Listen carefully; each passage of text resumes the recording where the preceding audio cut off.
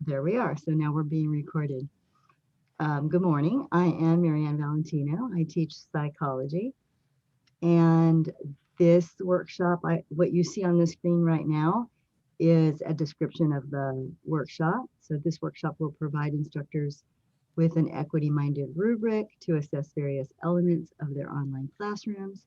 Instructors will apply parts of the rubric in the workshop and share ideas for how to create an online classroom that exemplifies inclusivity and equity-minded teaching practices. So this is meant to be a hands-on workshop, which means I will be putting you into breakout groups after after I provide you with an introduction to the rubrics that we're going to be using today. So let me back up a little bit and tell you how this kind of came about. In the summer, I was looking around for rubrics to help me in shaping my online class for the fall. And as I was doing that, I came across a couple of rubrics that I thought were interesting. So I sent the link. There was one in particular that I liked, which is the one that we're going to focus on today from the University of Wisconsin. I sent it to Jody Steele, our director of distance ed, and Ray Ramirez, our director of student success and student equity and success. And I asked them, do we have anything like this for our campus? And they replied to me, no, that we don't. And we talked about that it would be great to create a rubric for Fresno City College. But of course, we don't want to reinvent the wheel. So what I'd really liked to do is for Fresno City College to take the best of all of the rubrics, right, and create a rubric that works well for us. But from the summer to now, there was no time to do that. Um, and then I actually kind of forgot about it. And when it came time to do the Flex Day proposals, Jody contacted me and said, hey, remember that rubric idea that you had? That would be a great Flex Day presentation. And of course, we still hadn't made one just for the college, but there are some really good equity-minded rubrics for online courses out there. So I put together this workshop that you're seeing the description of there. And there are two rubrics that we're going to look at. One that we're going to actually workshop in your groups, and one that I'm just going to share with you. And I'll copy and paste the links into the chat. So this is the rubric.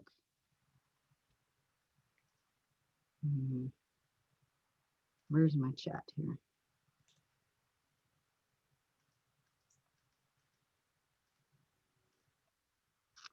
Okay, I don't know why I don't see chat.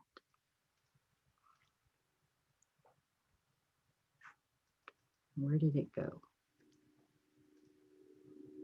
At the top, where your bar is at, there's like a dot towards the end on the right side.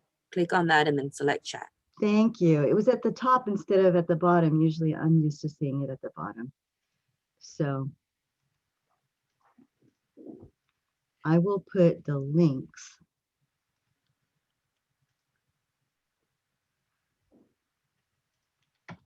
in the chat. There are two separate links. So you don't need to necessarily open them now, but you might want to open them and save them someplace for later reference. So one is and I'll open it soon and I'll share it with you. So one of them is the rubric itself. I think that's this one here, Peralta Online Equity Rubric, the rubric itself. And then Peralta College decided that it needed more explanation, So they created a describing the equity rubric document. There are 2 items in that rubric that I think are missing from the one that we're going to workshop. And so that's why I'm sharing 2 with you. And I'm hoping that as a college, we can take the best of both of them and put them together. I do want to highlight this verbiage that comes out of one of those documents that says, in the distance education context, Peralta uses the term equity to mean freedom from bias or assumptions that negatively impact online learners' motivation, opportunities, or accomplishments. I really love this definition, this idea of freedom from bias. And that means that we need to, as instructors, but this applies to all of us, right, to faculty and staff and administrators, to be willing to look at our biases. And there are 2 biases that, before we even look at the rubrics, I want to highlight, because for me, at the top of my list of being equity minded in creating a classroom space, whether that be the physical face-to-face space or the online space. And it means looking at my policies and procedures and classroom content, all of that, everything that goes into creating a class, and asking myself, is anything that I am doing, saying, portraying in the class advantaging or disadvantaging certain students over others unfairly? That's my gold standard, right? Is to not do that, right? To not disadvantage or advantage certain students unfairly. And one of the things that I have to really on a regular basis kind of keep myself in check about is what's referred to as the fundamental attribution error. So if you took a social psychology class or even a general psychology class, you're probably familiar with fundamental attribution error.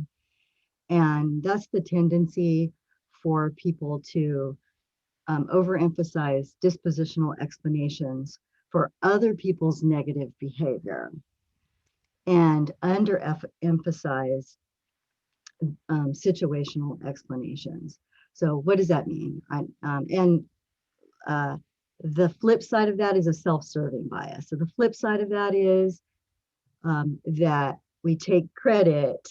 So we're saying there's a dispositional attribution for our positive actions, and there's a situational explanation for our, I'm sorry, yeah, and there's a situational attribution for our negative behavior. So it's the flip of fundamental attribution error.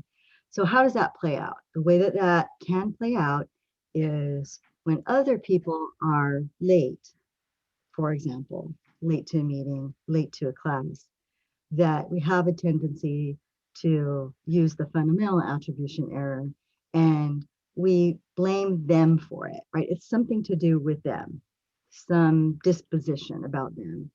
They're lazy, they're disorganized, they don't care about the class, like some sort of internal attribution that we place upon them. But when we're late, when we don't say it's because I am lazy, it's because I don't care, it's because right? We don't do that. When we're late, then there's some external explanation for that, right?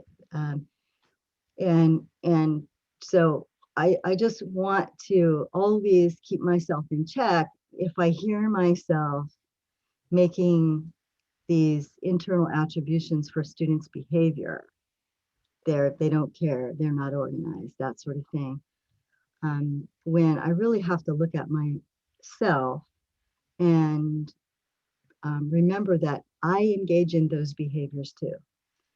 I say this over and over again, that we instructors are just like our students. We go to meetings unprepared.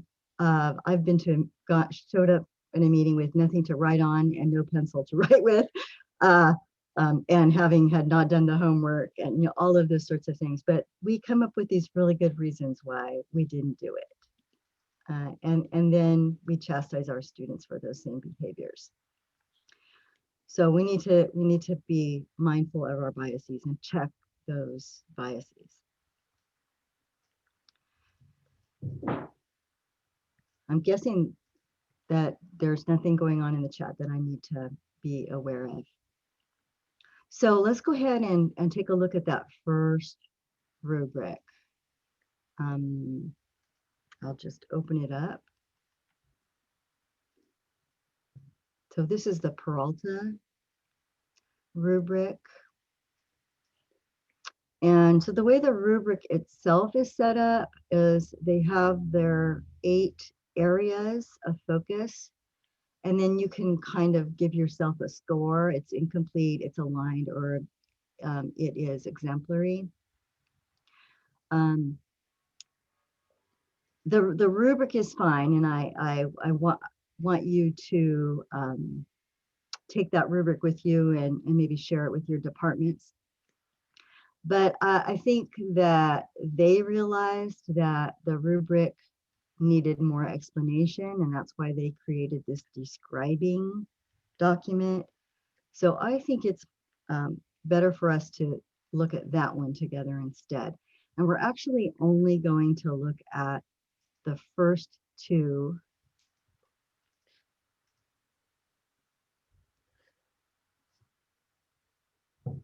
The first 2, and that's technology and student resources and support. And I'm hoping everybody can see that. Okay. Now, the reason we're only going to look at those 2 closely is because the other 6 are evident in the University of Wisconsin rubric. But I think that these first 2, technology and student resources and support, are missing from the other rubric. There's a reason for that. It's not that I don't think they overlooked it. The reason why these 2 items are not included in the University of Wisconsin Green Bay rubric is because that rubric was designed really to look at specifically the course content that's being delivered. And you'll see that when we look at it together, and then when you workshop it in your groups. But these 2 items are really important, so I didn't want to overlook them in today's workshop. So the first one is technology, and let's just look at how you can start this box here, how you can start addressing this equity issue. So you start by listing all of the technology requirements that you have in your online class in some place where students can easily find it, right? So you might want to have a technology area in your syllabus, and then also a technology area in Canvas itself, or whatever you're using. I think all of us are using Canvas. For me, I don't use a lot of extra technology, so I can list my requirements, but my requirements are kind of like, you need to know how to use Canvas, and I do create a couple of videos on how to navigate my particular Canvas site and what's important in my particular site. So I do create some individualized videos for that. But you might have specific technology requirements in your class, like a course pack, and they need an ID, and they need to, sign up for something. Or you might have a virtual lab or something with a passcode. There's all kinds of technology out there. We have 87 participants, so I'm sure there's lots of different disciplines in the room with lots of different technology needs. So listing each technology required to complete the online course successfully, and also suggesting alternatives for students with technology impediments or challenges, like letting students know that we have technology that can be loaned out, and where to do that and how to do that, and all of that, letting students know that there's Wi-Fi access in the parking lot. Now I should know which parking lot that is. And I don't off the top of my head. Anybody know that? I think it's lot K. That if push comes to shove and you're having Wi-Fi issues, they can sit in our parking lot and use our Wi-Fi. We need to be mindful of those kinds of issues, that especially right now students have kids at home and they're all trying to use the same Wi-Fi for all of their online needs. And so sometimes that's not working out for them. Lot K, yes, behind the OAB, north side of the OAB. That's what I thought. Yeah, that's where the Wi-Fi is strongest for students if they absolutely need to go sit in our parking lot to use it. Obviously, that's not ideal. And that brings up issues of having cameras on or having cameras off. The students don't necessarily want you to know that they are sitting in their car in order to access the Wi-Fi. Or they might be homeless and living in their car and using our Wi-Fi. So that's a separate issue that I hadn't really planned on discussing, but it belongs here. It really does kind of belong here when we're talking about technology, and whether or not you're asking students to have their cameras on or not becomes a privacy issue and an equity issue. The second one, student resources and support. So outlining student support and well-being services in several areas, such as just general student assistance, online academic support. So having links to tutorial and the writing center, links to psych services, health services, right? DSPNS. So those are evident to your students. And also by making them evident to the students, you're conveying to the students that you value those services, right? So you value those services and you're letting students know how to access them. So you're inviting them to access those services. Marianne, we do have a question. If Sure. if there's anything in place when a student's computer crashes, and like they're unable to, access, I guess, classes or Canvas or anything like that. Was one of the questions in the chat.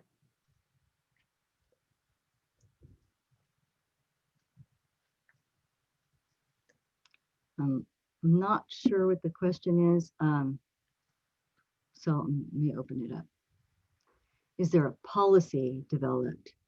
I don't think there's an official policy for how to approach the issue when the student is having connectivity issues.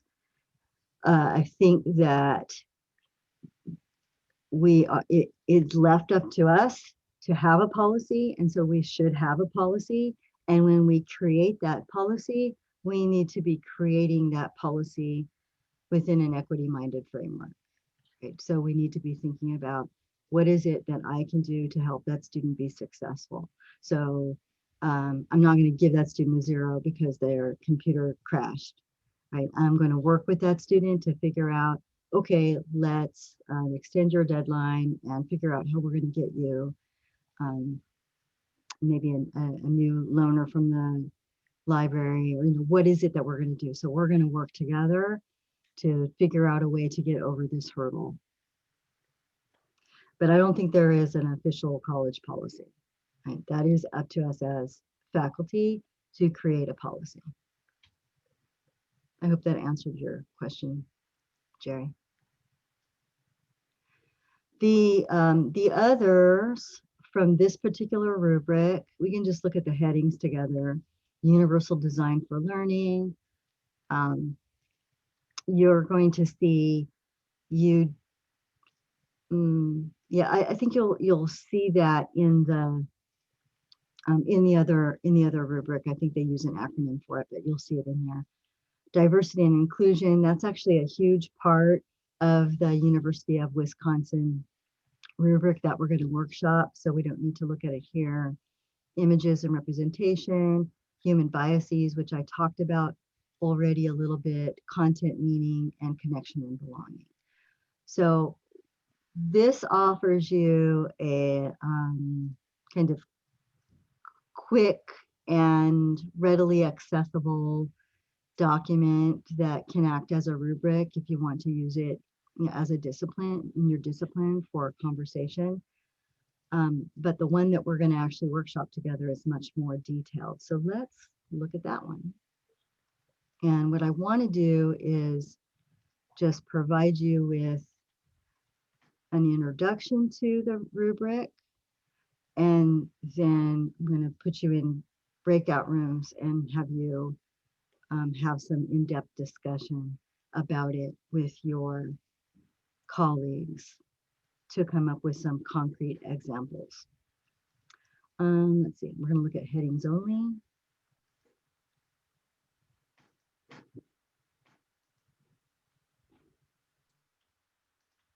Maybe.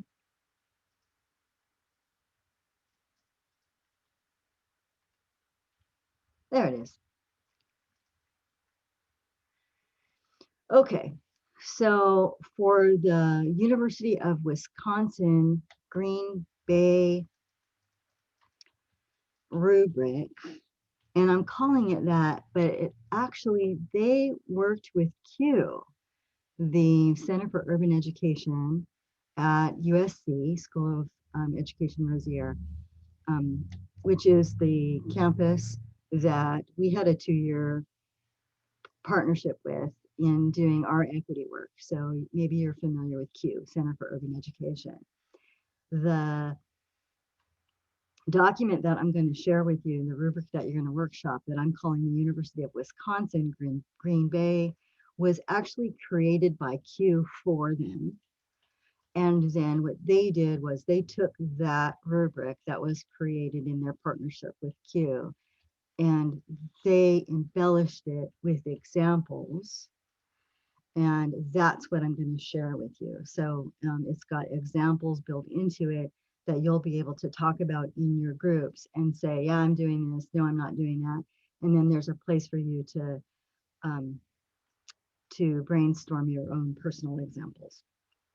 So let's just look at the basic principles together before I put you in your, before I take some questions and then put you in your groups. So principle number 1 is inclusivity. So that instructors are communicating the importance that we're equal partners, that we're acting in inclusive ways to demonstrate respect for all students and their contributions. The second principle, they're calling respect for diversity. Instructor communicates that racial, ethnic, cultural, gender, age, social class, other kinds of human differences are important and valued. Again, when you look at the actual rubric that I'm going to share with you, it will give you lots of examples for you all to discuss. The third one is values diverse life experiences and ways of knowing. Instructor respects and values diverse abilities, talents, life experience, and ways of knowing, and recognizes the importance for collaborative learning. The fourth one is advocates high expectations for all students. Instructor communicates inclusive and attainable high expectations and provides explicit criteria for success for all students. I think a lot of times that when people are not familiar with equity mindedness and they first start to hear about it and talk about it with other people, that they misinterpret some of the activities as being a lowering of standards. We want to keep the standard high. And what we want to be doing is in an equitable fashion, helping all students rise to that high standard, right? We're not disadvantaging some students by our policies and advantaging other students by our policies. For example, what Jerry brought up, right, with their computer crashes, we're not giving them a 0 for that. That's disadvantaging a student because they don't have great Wi-Fi and a wonderful computer at home. So that's disadvantaging students unfairly. So we might be renegotiating a deadline for that student, extending a deadline for that student. That's not lowering the standard, because the standard is the standard of learning, right? The standard isn't what they have access to and not access to at home. So we're going to maintain those high expectations. Principle 5 is accessibility, ensuring inclusive practices regarding web design and online accessibility. And principle 6 is continuous improvement and self-evaluation. At the end of the semester, we look at ourselves, right? What did I do well? What did I not do so well? What do I need to improve? When I apply this rubric to my own course, I see lots of holes in it, but I am not the expert in an equity-minded online classroom. I'm still learning and applying the tools, and every semester taking a look at what I did and didn't do, and hopefully making some improvements.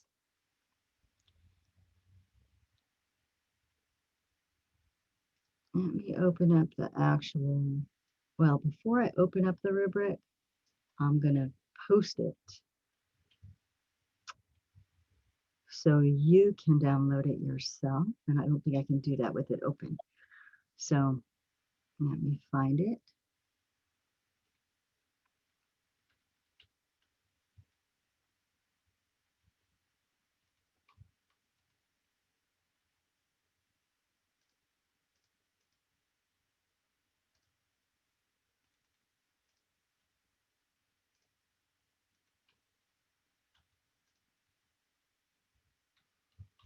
I thought it was going to be right at the top here, but of course it's not. Okay. Here we go. Okay. So once you are in your breakout room, you will no longer be able to access the chat. So you need to download it now before you go in your breakout rooms. I'm going to open it so that y'all know what I'm asking you to do.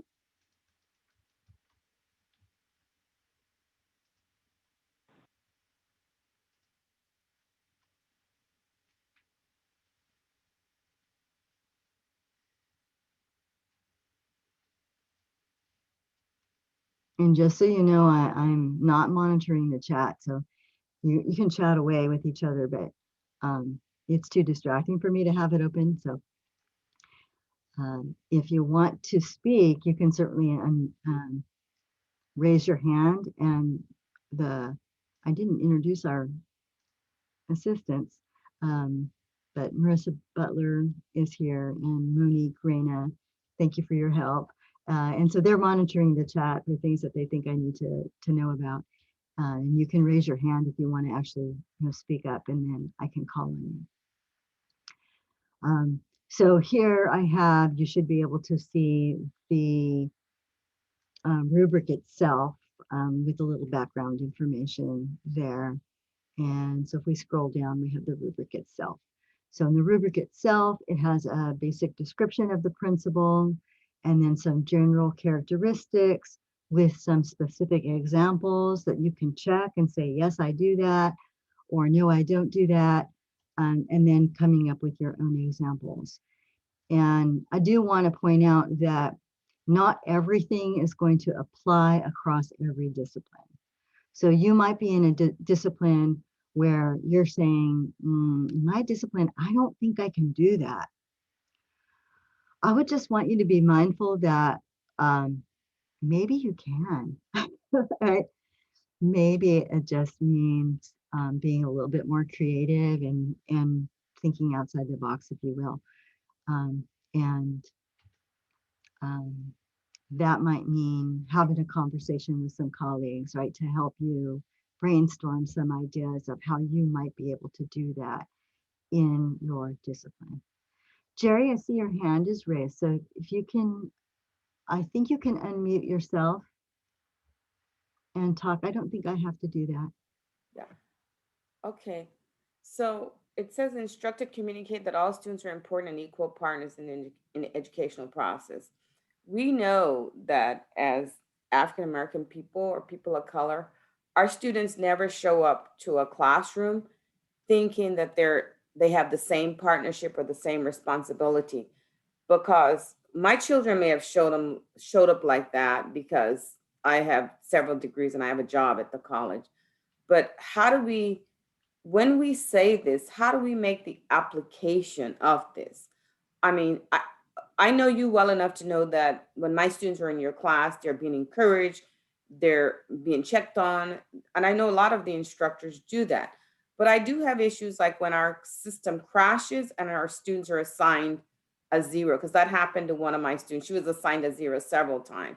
And she's a super good student, and it's probably going to stay with me for life. So the implementation of this, how do we accomplish this?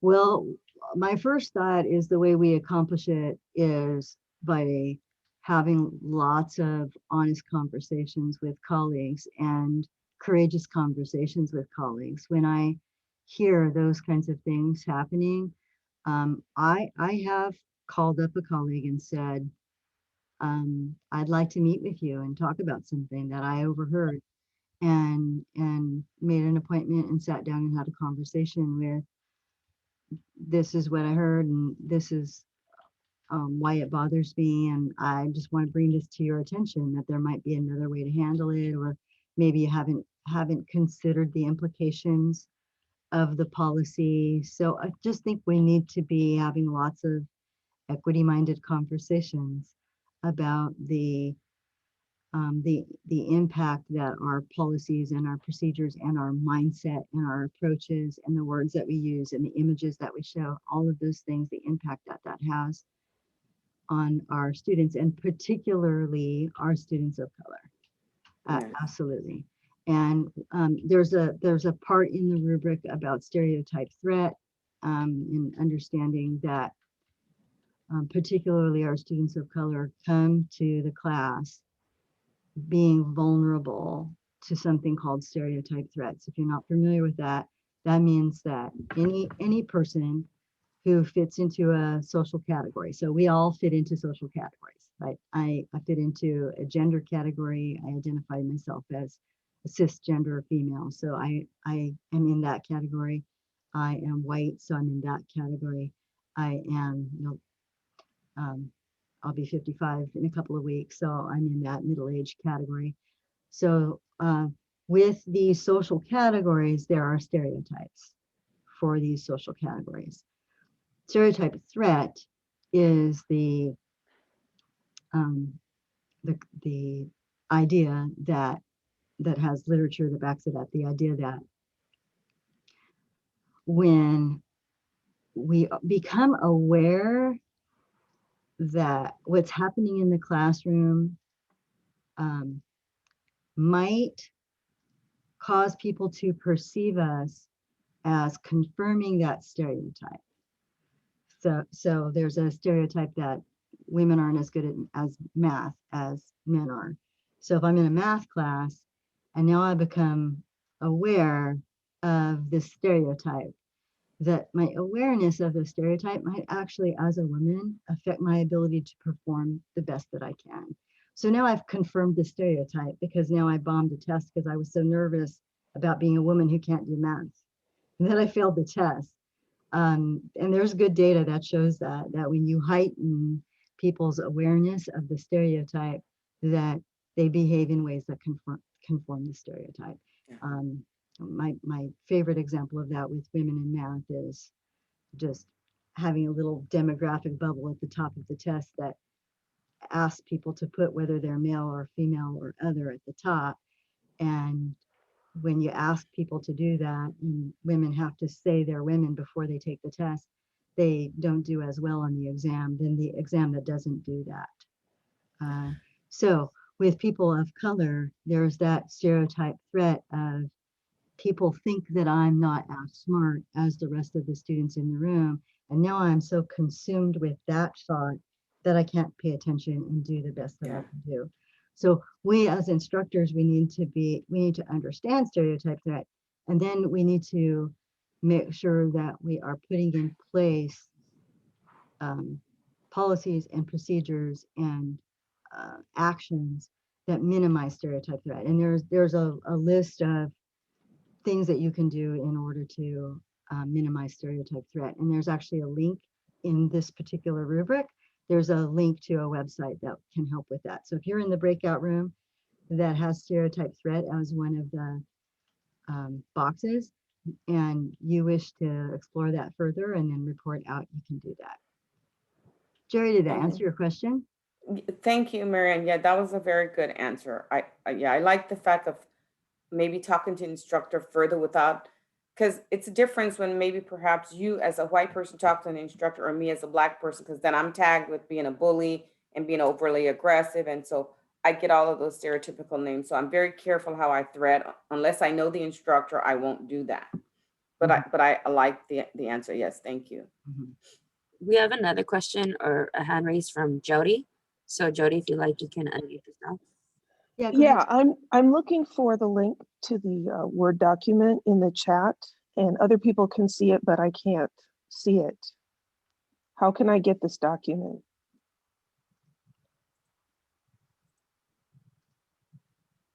So you don't see the place to download it? It Mary, was just, No, I posted it again because you had so many posts, it scrolled off. So I just posted it again so they could see it. This is Rio. Do you see it now? It's from Rio, Jody? just a minute, I'm looking. No, no, I Okay, don't. then do you have your email available? I can just email it to you. Yeah, Is anybody else having a problem opening or downloading? I downloaded it, Marianne, on my desktop, but I can't get you guys to minimize off my screen. Okay. Emily, you can't see it either. Rio, any ideas for why they can't see it? I'm guessing it's the possibly that they have I noticed today on Zoom when they open, they're opening full screen so you can't see anything else. And maybe they're not seeing, are these folks seeing the chat at all? I see them posting in chat. I'm looking at the chat, Yeah, if and you, I saw the links for the Peralta rubric. Yeah, it's Um, actually the what you said. I only see the box with the W. That's it. You just click on that. yeah, I think it depends on what type of computer you're on. Like for me, if I clicked on it, it gave me it said open, but some of you may have an option to save it first. well, I'm on an iPad. If you're not seeing it, I'm not completely sure why. If you see everything else but don't see the listing of the file. Okay, so if there are multiple people who can't find it, then what I'm going to do for you instead of emailing you, because there might be too many of you, what I'm going to do is I'm going to put in the Yeah. chat the I saw that. link. Yeah, I'm going to put the link to the original rubric. I'll open it right now to make sure that this is the correct link. Oh, that's not it. Marianne, I can do it for you. I have that link as well. I'll do it to help. Okay, you have the link to the original do. University of Wisconsin rubric?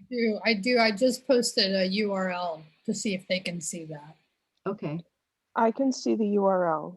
Try that and see, because I looked at it and it seems to be the same document, except it does have a W interterm 2015, but everything else seems okay. okay, so the difference between that one is that I did adapt it a bit. And so that one is very specific to the University of Wisconsin. So for example, in one of the areas it says, contact your provost, and it has the provost name.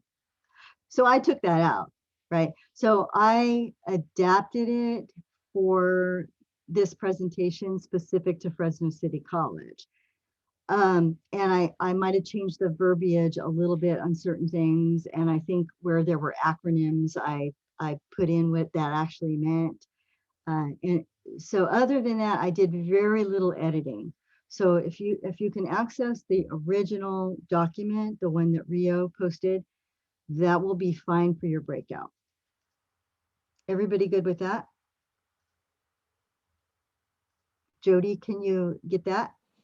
Yes, I was able to get that. Okay, great. Then, yeah, I just tweaked it a little bit and I changed the background information because I didn't think anybody really cared about all of the background of the University of Wisconsin's equity journey. So I took that out. So the rubric itself is fine for you to work on. Okay, so this is what I want you to do. I'm going to give you 20 minutes to do it. If we have a deaf or hard of hearing instructor or instructors in the room that are utilizing the interpreter, I do need to know that so I can make sure that I put you in the breakout room together, right? It won't do any good for you to be in the breakout room without your interpreter. So I do need to know that. You can private message me in the chat that you need the interpreter, and then I'll make sure that you're in the room with the interpreter. Okay, and I'm seeing that you didn't private message me. You just did it to everybody, which is fine, but I'm gonna write it down just so that I don't. So Darcy needs to be with the interpreter. Okay, this is what I want you to do, and I'm guessing there's no one else. And I've never done that before, Darcy, so you'll have to bear with me, and hopefully I'll figure it out how to do it right. That Ryan gets with you. And Ryan, I think maybe I need to make you co-host. Okay, and I did that. So I'm going to randomly assign you to a group. I'm not going to let you pick your group. I have created 5 groups, and so there'll be about 8 of you per group. That shouldn't be too big. No, that's not true. I created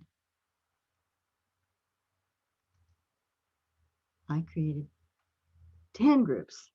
I created 10 groups.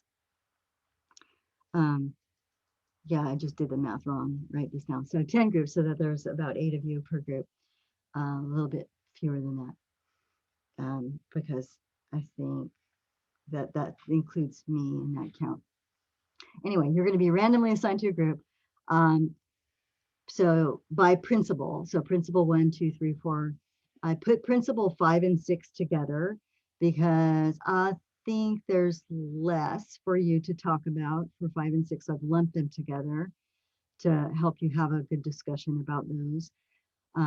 I want you to, in your group, to select a note taker, a scribe, to do the reporting out. So somebody who's going to take notes, the examples that you came up with as a group that exemplify that particular principle. And there's there's 2 groups that both have principle 1, so we'll be able to get 2 different group perspectives on that. And so your scribe's gonna jot down some notes, and then when we come back, you'll report out. Is there anything else you need to know before you go in your groups? Questions?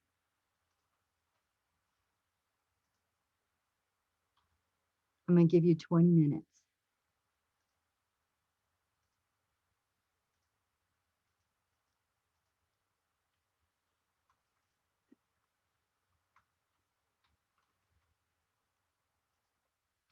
Okay, so I wanted it to automatically assign you, but now it's telling me to pick people.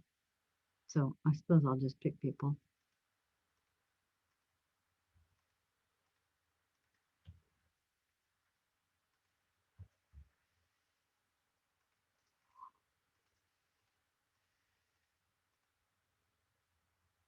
So I'm assigning people to a group.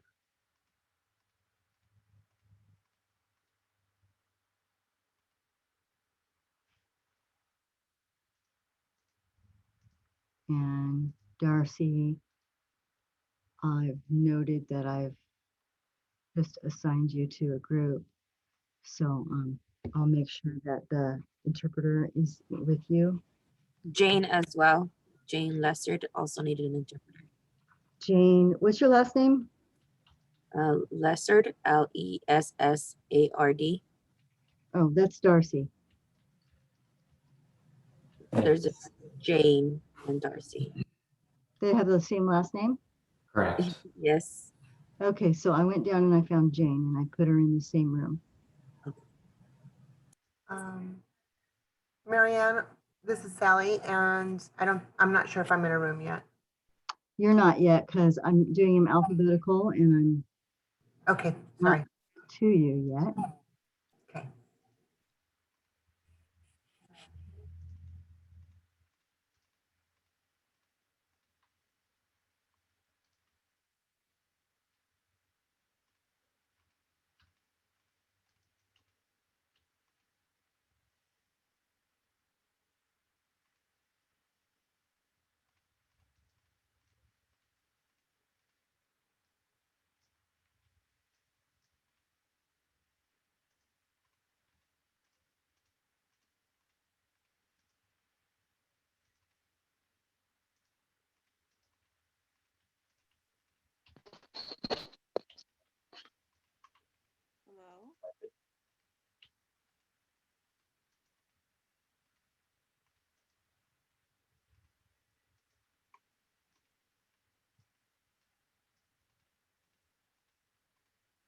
Are we in groups already? I don't know what's going on. I'm putting you in groups. Okay, So sorry. you'll see it soon. So now I need to go back and I need to add the interpreters into the room. I only see one interpreter. I only see Ryan. There should also be Rob interpreter as well. Okay, maybe I accidentally put Rob in a different room, so I'll look for him. But right now, Ryan, you should be in a room. Yeah. Can we participate by keyboard for this activity? What do you mean? Meaning that I won't be able to use audio in the environment that I'm in. You should be able to use the chat.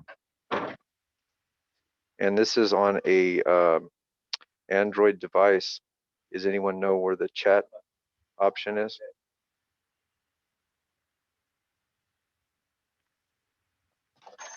If you could stick around while I let me put people in a room first, and then I can, don't go in your room yet.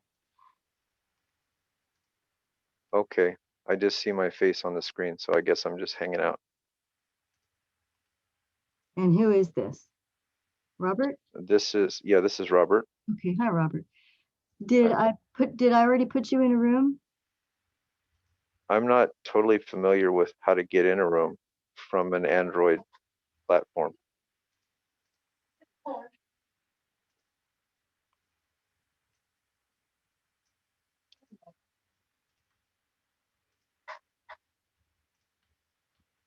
I'm looking for your name for where I put you.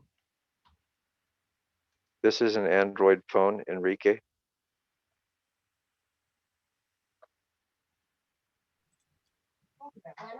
Usually if you swipe, it gives you other features. when you Swipe do- up or down? Swipe to the right or to the left. Okay. See. I see, I don't see a name, but I see putting students at the center. And there's a live person there. It says Spring 2021 Flex Day.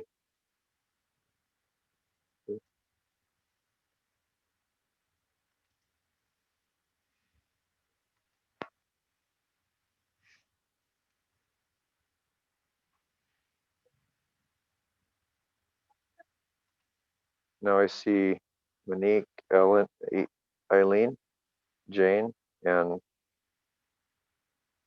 DeBay. Do you see a chat option? I don't see a chat option. I'm wondering if I'm afraid to touch too many parts of the screen. I might get kicked out or something, but I'll try it. Yeah, and you can try swiping again. I think when I've accessed meetings through the phone, if I like swipe, it gives me different options. But I've been able to access the chat from my phone. Okay. I'm not seeing the box. This is Eileen Gonzalez. I'm not seeing the box where it says groups anywhere. I can't see the box for groups. I'm on an Android, but Robert, if you touch the bottom of your right-hand part where your photo is on your screen, it'll open the 3 dots. Oh, okay. And you'll see where you could see where chat is. Okay, can you repeat that, please? Yeah, I'm sorry. I know so if I'm on an Android, and if he touches where his little picture is on the right bottom hand corner of our screen, you'll see the 3 little dots. I know there's a name for that. Then you touch on that and you'll open up something that will show you where the chat is. But I don't know how to break out the break rooms. I mean, at least you can get on the chat. But I have an Android also. Okay, so now I've opened the chat feature. Okay. I'm on a pushing the bottom. laptop and I don't see the groups, and I'm on those 3 little dots. I don't see anything that's You're groups not going to see the groups. She's going to put us in a group. So gotcha. I don't think we. Oh, okay. And that's why, I mean, Marianne could correct me. but Are she's- Are you seeing it now? Oh, I see it. It says join break room. It came up on my screen, and so it says join. I'm sorry, I didn't click that button. I thought I had clicked that button and I didn't. Do you all see it now? I see it now, but it was a pop-up. Yeah, it was a pop-up. So should I join? Yes, go ahead, and everybody should join their groups now. My one thing on the Android, you can't pull up the rubric either. That's another bad thing, but I can try to participate. Yeah, they can talk you through it. Okay, thanks.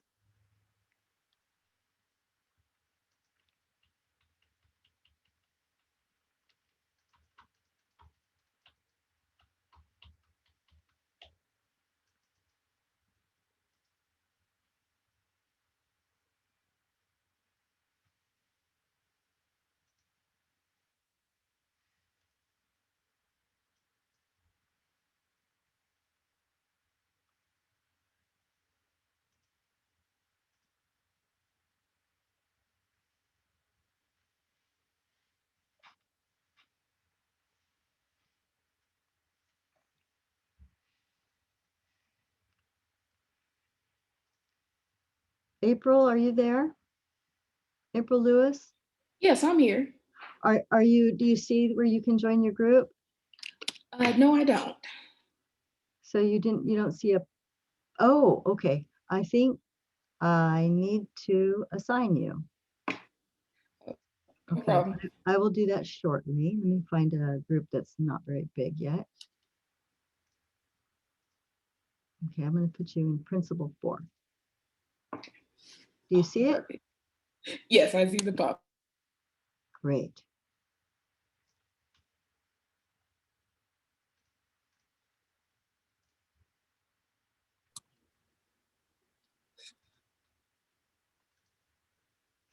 Cindy, are you here?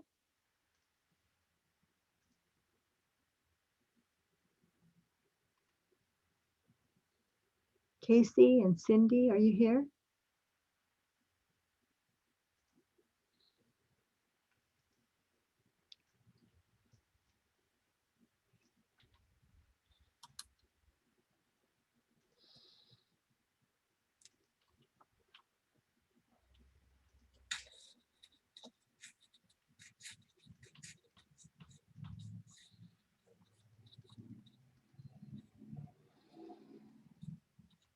Marissa, I put you in a group because I was going really fast and now I can't figure out how to make you not be in the group, and Monique too, but just don't join it. Yeah, I just didn't click it. Just ignore it. I don't know how to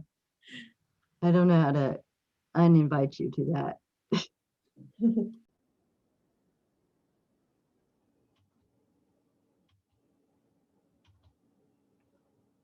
Okay, I see 33 participants, so not everyone has come back yet.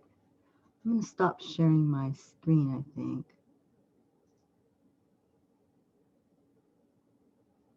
Maybe not. We might want to be looking at the rubric.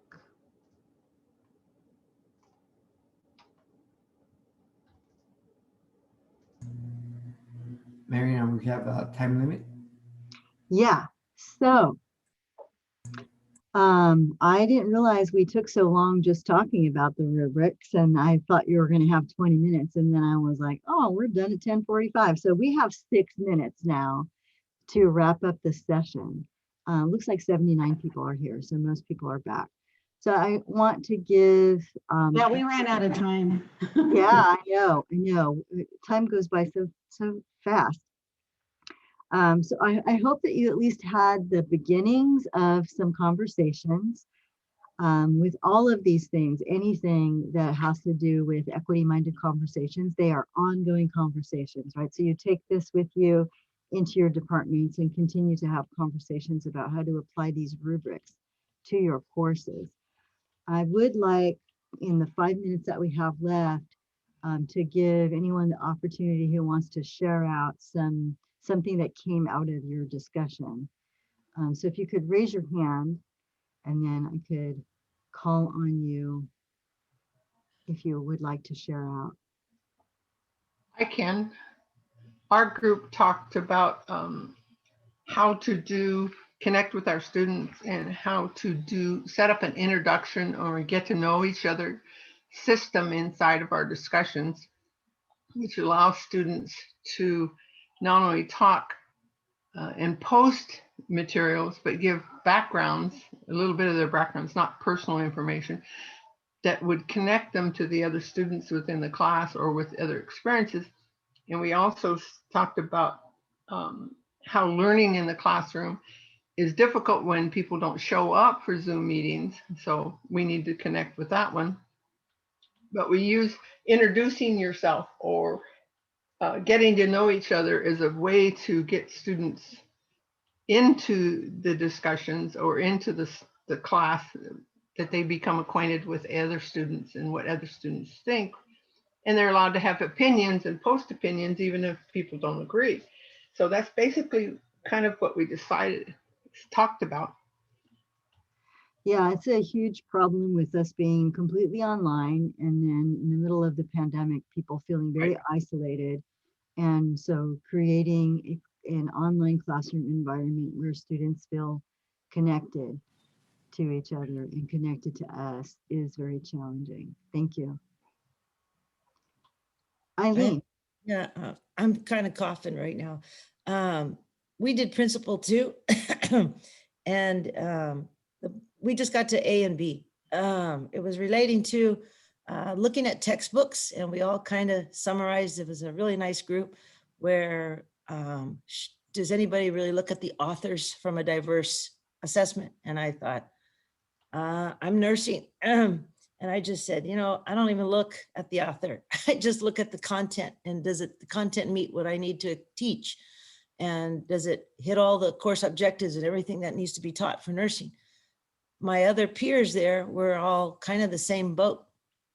At the time, you're not really looking at it. But what they did say, I think it was in ABC, I think there was a C, I can't remember exactly what C's little assignment said. It's that they might take snippets or pictures or extra little things to show that they are diverse, even though the book might not have, they didn't look at the book from a diverse angle, but in order to show the individual diversities that they might want to talk about, they brought in little pictures or a story or photographs or something to show that they're showing more diverse within their classroom. Is that anybody in my group? Does that kind of summarize what we were talking about? I just see. Can you hear me? Says, yep, that's correct. Yeah, exactly. Yes, we there were three of us actually in the same department, allied health or health science. And so I do health science and PE. And let's face it, everything we watch, it's either a Caucasian woman or man that's trying to lose weight or whatever the case may be. And so I purposely show movies such as Super Size Me, where it's very diverse, about other cultures, other backgrounds, and how they're struggling with their weight, either weight loss, mental health issues. So I purposely try to bring in YouTube videos and articles where it's not the typical, white male or female. So that's kind of what we had talked about too, about even though the textbook we don't maybe research or know about, we'll bring in other diverse stories, I guess you could say, in other class material. Yeah, it's important that students can see themselves in the classroom content and connect to it. Anyone else?